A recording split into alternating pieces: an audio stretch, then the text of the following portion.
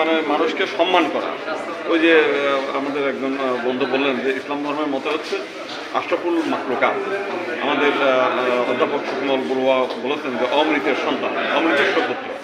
মানে মানুষ, প্রত্যেকটি মানুষকে অত্যন্ত সম্মানের সঙ্গে দেখতে হবে। সেটা ভালো হোক, খারাপ হোক, 2 নম্বর 5 নম্বর যাই হোক, সেটার জন্য কোর্ট আছে, আদালত আছে, কিন্তু মানুষ কিন্তু মানুষের বিচারের দায়িত্ব। তো যে কারণে হচ্ছে এই যে জুতার মালা গলায় দেওয়া, এটা শুধু আজকে ঘটেছে তা না, এর নড়াই বিয়ের আগেও আমরা দেখেছি একজন কলেজের শিক্ষককে জুতার মালা দেওয়া হয়েছে।